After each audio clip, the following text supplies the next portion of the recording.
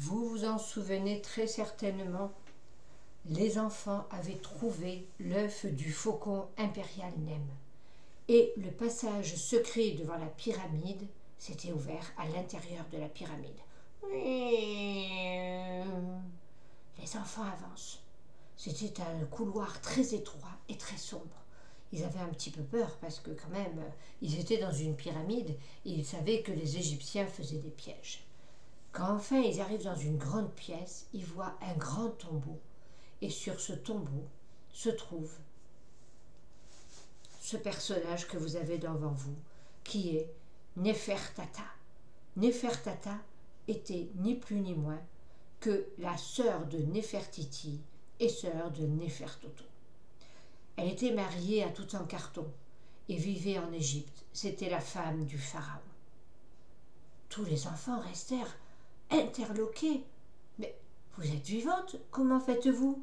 Vous vous êtes sortie de votre tombeau, comment avez-vous fait ?»« Mais enfin, les enfants, vous savez bien, dit-elle, qu'au milieu des tombeaux de la reine et des pharaons, on mettait de quoi manger, des grains de blé, des boissons, on mettait même des médicaments pour que les morts puissent, au cas où ils ne mourraient pas ou voudraient revenir, puissent continuer à subsister.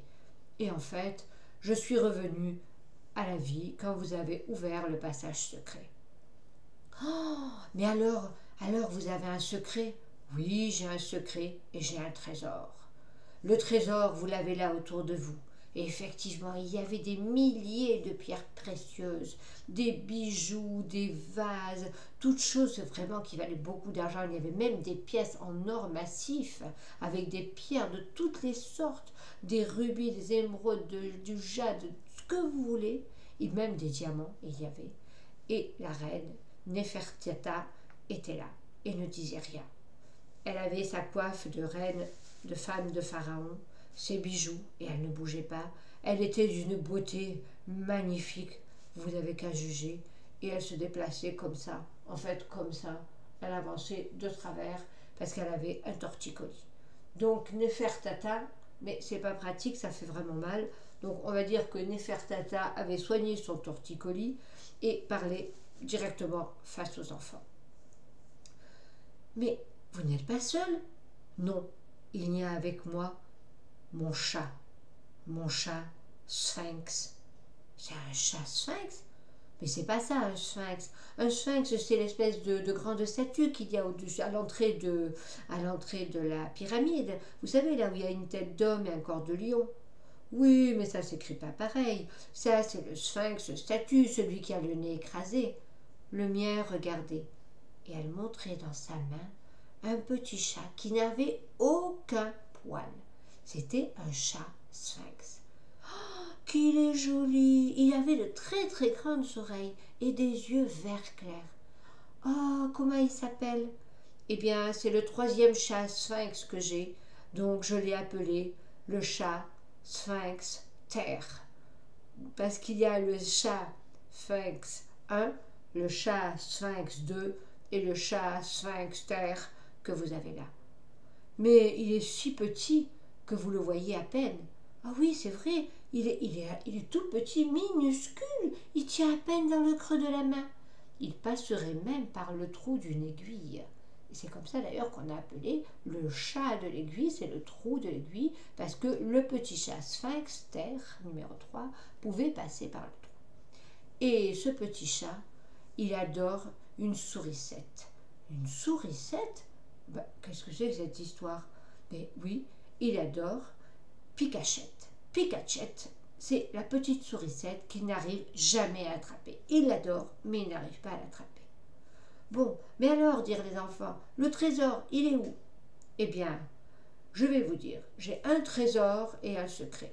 Le trésor, il est là devant vous. Vous prenez ce que vous voulez. Mais attention, une fois que vous l'aurez pris, vous ne pourrez le dépenser qu'une fois. Soit vous achetez une maison, donc réfléchissez bien. Soit vous achetez une tonne de bonbons, mais après il n'y aura plus rien. Soit vous achetez un magasin, soit vous choisissez. Prenez ce que vous voulez, c'est du matériel et vous verrez que ça n'a aucune valeur. Mais vous me direz ce que vous prendrez et vous me direz ce que vous achèterez une seule fois. Et j'ai un secret. C'est quoi le secret? Eh bien, le secret, c'est une énigme égyptienne, et je vais vous la donner, il va falloir la résoudre. Si vous voulez savoir comment s'appelle le nouvel amoureux de Mamie Michel, il faut résoudre cette énigme et je vais vous la donner et vous aurez le prénom. Mon premier est ce que fait un bébé quand il a bu son biberon. Il fait un... C'est pas moi qui l'ai fait. Mon deuxième est la première note de la gamme de la gamme, ou alors c'est quand on dit j'ai mal au... Non, pas au coucou, on n'a pas mal au coucou, on a mal au... J'en ai plein le... Pas le coucou, non, pas le coucou.